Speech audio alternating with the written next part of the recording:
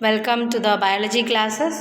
In the previous class, we were studying about the various the criteria that is used for classification of organisms, and we also have studied about the hierarchy of classification, isn't it? Hierarchy of classification, starting from species, isn't it? Genus, family, order, class, phylum or division, and kingdom. So I have told many scientists have attempted to classify the organisms and put forward various systems of classification. Okay, so the one which is most common is the Whittaker's 5 kingdom classification, isn't it? So let's study what are the characteristic features of Whittaker's 5 kingdom classification. So what are the kingdoms he introduced in his 5 kingdom classification? They are kingdom Monera, Protista, then the fungi, plantae and animalia. Understood? So let's study each of that in detail. So the first one is kingdom Monera. Okay, kingdom Monera. So what are the characters of the Monerans? First of all, they are prokaryotic organisms. Do you remember what are prokaryotics? Means they are not having a well-defined nucleus. Okay, and they lack the cell organelles. Okay, so this way the first character that is considered. Understood? So in kingdom Monera, the organisms do not have a defined nucleus or organelle. Okay, then there are a number of varieties. Okay, some of them are having cell wall, some of them are doing photosynthesis, some are heterotrophic. Likewise, a number of varieties you can see in this group also. Important feature of kingdom Monera is what? They are prokaryotic and unicellular organisms. Okay, prokaryotic and unicellular organisms. Is it clear? Then they can have cell wall. Some of them are not having cell wall. Their mode of nutrition is varying. Some are autotrophic, some are heterotrophic. Likewise. Okay. The organisms which are included in this group of kingdom Monera are bacteria, blue-green algae, and cyanobacteria and mycoplasma. Okay. So what are the organisms that are coming under this? First is bacteria. Okay, everyone is knowing. Then blue-green algae. Okay, or cyanobacteria. Blue-green algae is also known as what? Cyanobacteria. Then mycoplasma. Understood? So mycoplasma all are also coming under the kingdom Monera. Okay, can you see the diagram of diagrams of Monerans? This is bacteria and this is a blue-green algae. Okay, blue-green algae called what? Anabaena. Understood? You can see special type of cells known as heterocyst in them, which helps in nitrogen fixation. Okay, so bacteria, most of the all the bacteria, and then what? Blue-green algae, then mycoplasmas. They are not having cell wall. Okay, so all this are coming under which group? Kingdom fungi. Sorry, kingdom Monera. Okay, what is it? Kingdom Monera. The next group is kingdom Protista. Okay, so Protista, when you take into consideration, they are unicellular and eukaryotic organisms. Children, do you remember what is eukaryotic organisms? They are having well-defined nucleus, isn't it? And there will be organelles. Various organelles are there.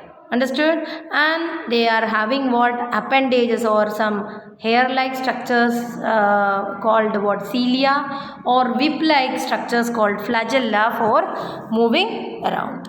Okay? Then mode of nutrition, if you see, they will be autotrophic. Some of them are heterotrophic, some of them are saprophytic, etc. Okay, so the major examples of them are diatoms, okay, then protozoans, unicellular algae, etc. are examples of kingdom Protista. Is it clear? So about 2 kingdom I have told. First is what? Kingdom Monera. What is the speciality here? The organisms are prokaryotes and unicellular.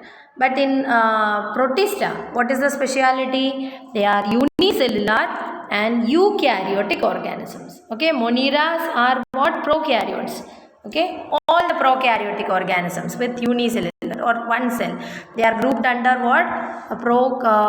Kingdom Monera.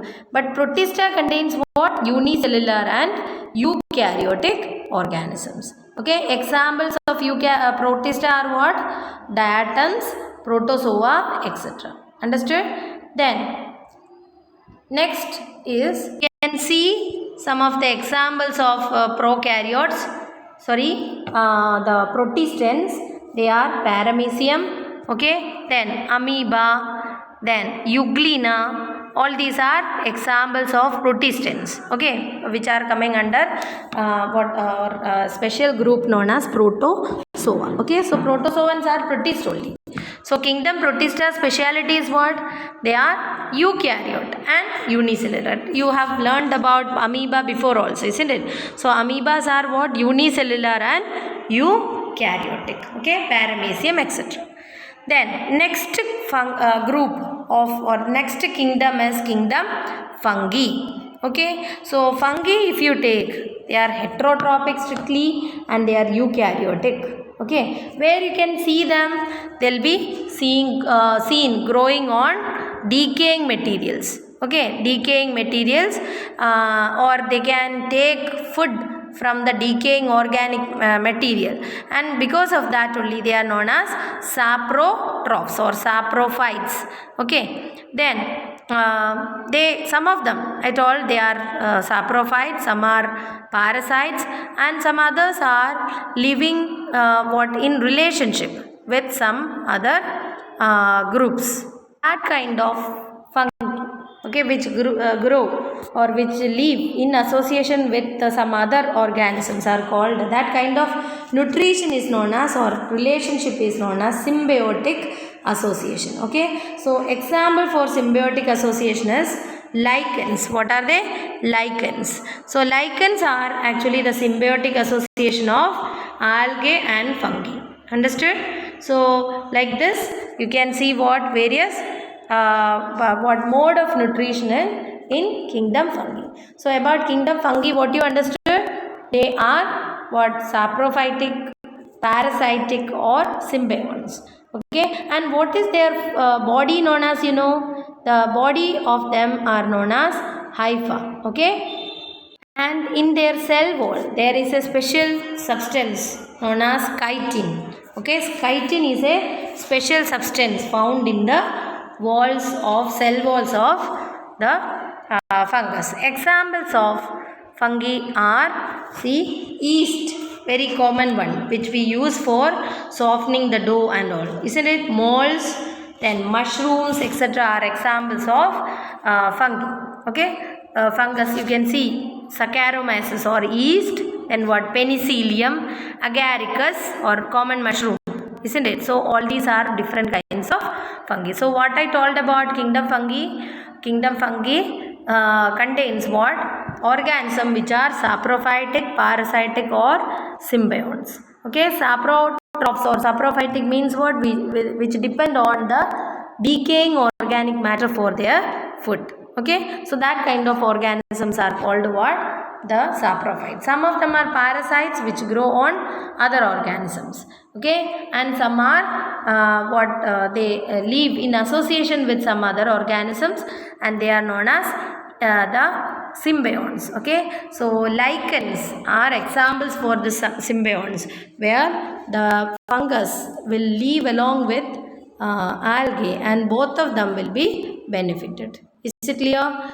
Then next group of organisms are what? Kingdom, or next kingdom is what? Kingdom Plantae. So kingdom Plantae includes what? Multicellular, eukaryotic and autotrophic organisms. Okay, which do photosynthesis.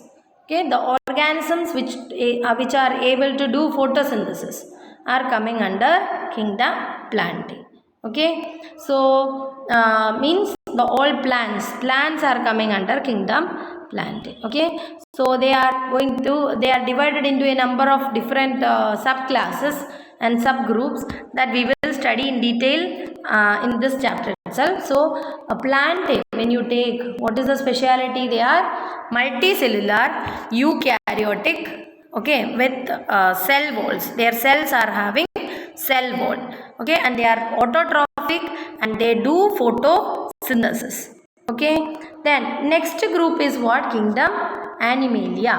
So Animalia includes all the multicellular eukaryotic organisms without cell wall, okay. They are heterotrophs, means what? They cannot prepare their own food, they have to depend on other organisms for their food. So like this, Whittaker classified the whole organisms into 5 kingdoms. What are they? Kingdom Monera, Kingdom Protista, then Kingdom Fungi, Kingdom Plantae, and Kingdom Animalia, okay. So Kingdom Monera includes what? All the organisms which are prokaryotes and unicellular, okay. And I told they are in that group, what all comes? Bacteria, blue green algae, mycoplasmas, etc. are coming under this group.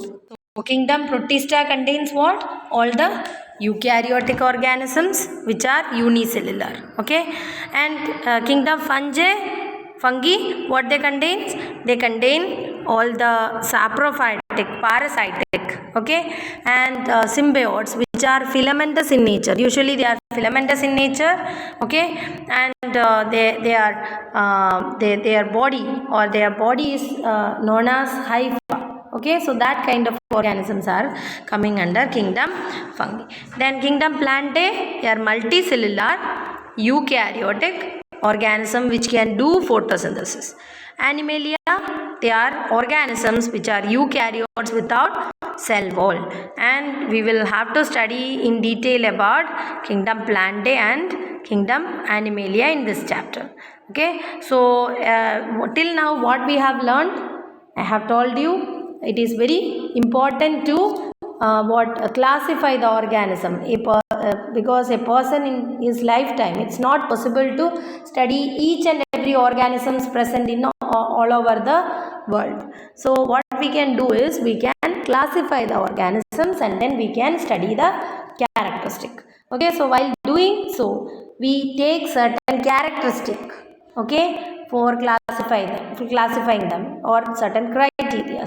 That includes what?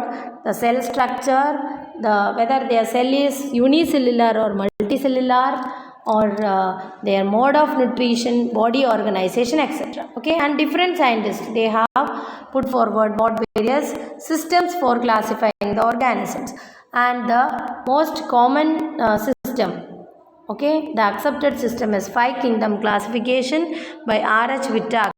In this, he classified the whole organisms into 5 various kingdoms. Clear? So this much I hope it's very clear to you, and we will have to study the classification of plants in the next class. So whatever we have studied in the video, you have to prepare and sit. And I told you to study the chapter tissue, okay, for the next live class, and we will have the discussion of that, okay. Everyone nicely prepare and sit, and I may ask you to show the copies also in between the class.